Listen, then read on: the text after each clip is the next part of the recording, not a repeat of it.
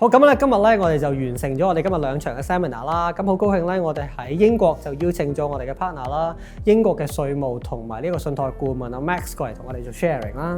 咁啊，所以咧我哋今日咧就完成咗2個 seminar 咧，包括啲咩咧？咁啊，第一就係關於信託㗎啦，第二咧就係關於咧一啲 tax structuring 一個咧稅務嘅結構。如果你喺做物業投資方面，咁啊我哋發覺咧裏面咧有幾多咧重點咧都係香港嘅客戶朋友咧會問到嘅嘢喎。咁所以咧就希望咧可以再一次咧可以訪問翻 Max 咧有關相關嘅資訊。但係喺呢樣嘢之前咧，我哋今日轉一轉 channel 咧，可能咧要用英文咧去做個訪問啊，咁樣。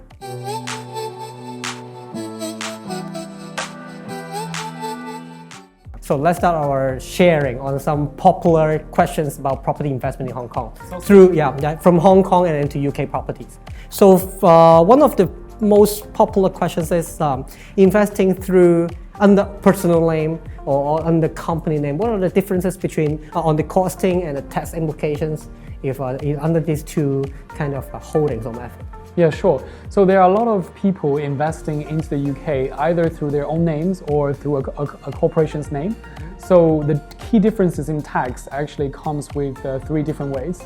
The first thing is that the UK personal tax rate is slightly higher than the corporation tax rate. So the personal tax rate comes in 20%, 40% and 45%. However, on the corporate side, the corporation tax is only between 19% and 25%. So from that tax cost, sometimes it makes more sense to invest into UK properties through a company.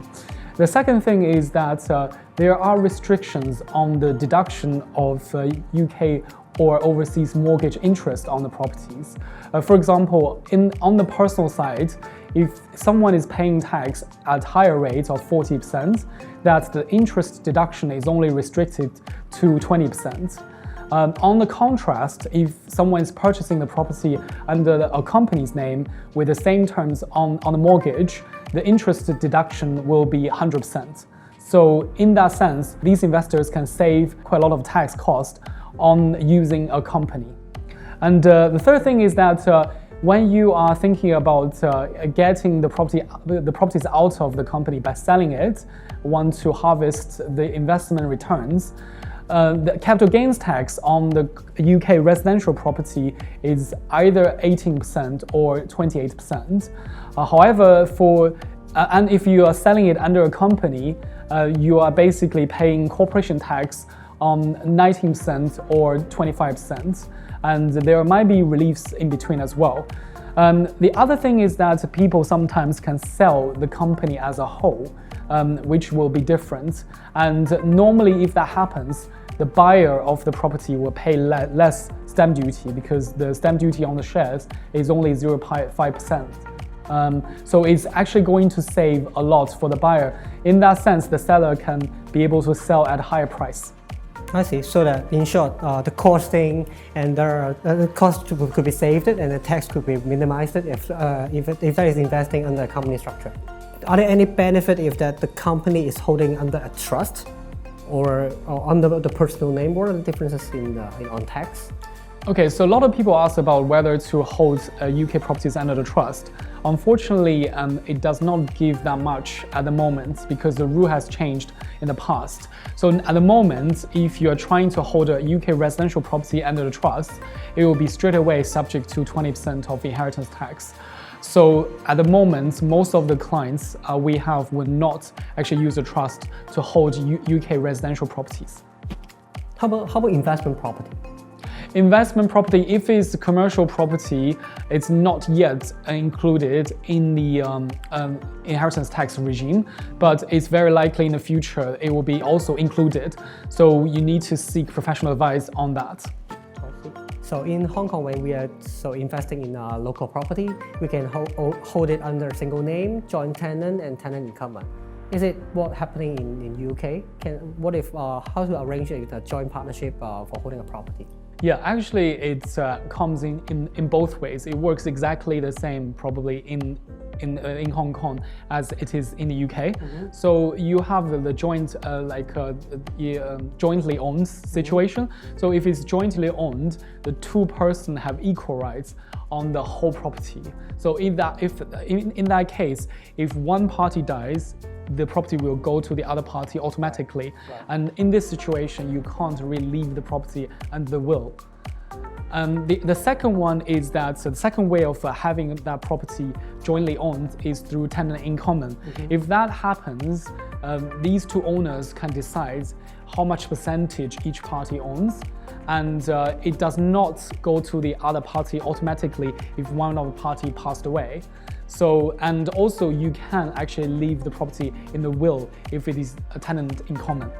I see. So it's quite common that the parent, one of the parents, holding the property with their child. So any implications on inheritance tax on this arrangement?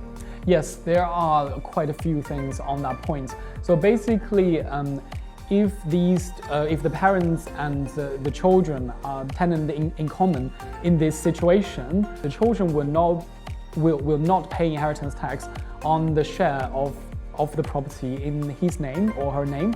However, other half or other percentage of the property will be subject to UK inheritance tax when the succession happens. The other thing which happens the most is that there are anti-avoidance rules on the structure as well, because if the parent has gifted part of the property or the whole property to the kids, well, they are still enjoying the benefits from the property, for example, living in it, then these assets are not actually passed on to the children at all. And if the parents want to make sure that that property has already passed down from their estate to children, they need to pay market rent to use that property. And it's quite common that the parents would like to support their child for their first property. So which way is better in terms of costing or tax? The parents passing cash to the kids and then the kids acquiring the property on their own, or the parents acquire the property and then transfer they leave their asset when they are more mature. Which will be better in terms of tax and cost? So it happens both ways. We see a lot of clients doing both ways, and they all work. In the first way, if the parents gifted cash to the children, the cash gifts are normally tax-free. So it is easier for the children to actually use the funds to buy the property on their own, and also they can always to buy their first property. So the SDLT rate is always the lowest in that sense. The downside of that choice is the parents are giving too much discretion to the children, where they can decide where to spend the funds. The second way, it's better in terms of they probably will have more control on the property for a longer period of time before they gift that to the children.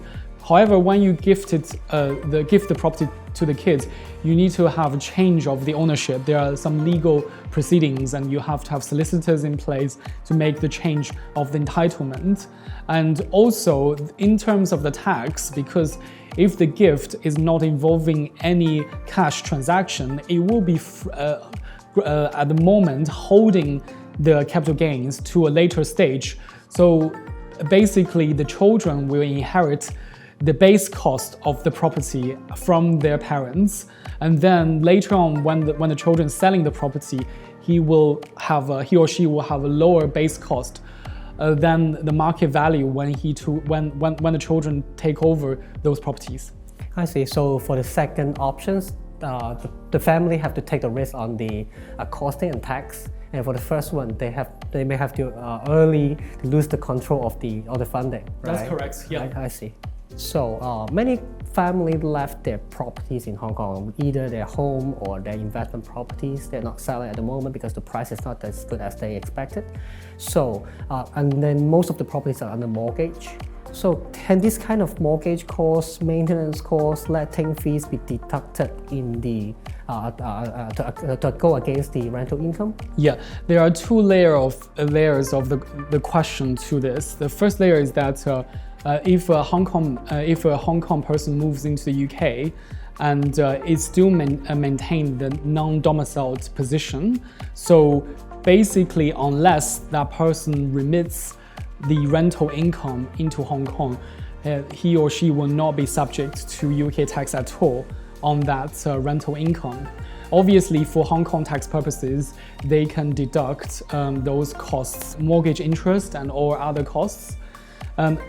In the second scenario, if that person is deemed as a domiciled in the UK, meaning that the person is taxed on a worldwide basis, then the person needs to report the Hong Kong rental income within the UK tax return. In that sense, it will still be able to deduct all the rental costs to generate that rental income. 所以咧，其實物業投資同移民啦，都一定係人生兩個重要嘅決定啦，或者選擇啦。咁所以咧喺做呢個決定之前咧，就千祈唔好咧就可能就咁 Google 下，或者咧自己睇下 YouTube 咧，就做一啲嘅決定或者做啲安排啦。喺移民之前咧，最好咧都係揾啲專家啦去做好一個全面嘅一個 tax planning 咧，先至去買樓或者做移民。咁啊，今日再一次多謝阿 Max 喺度同我哋做個分享啦。咁啊，希望咧今日嘅資訊都可以幫到大家。拜拜。Thank you, Max.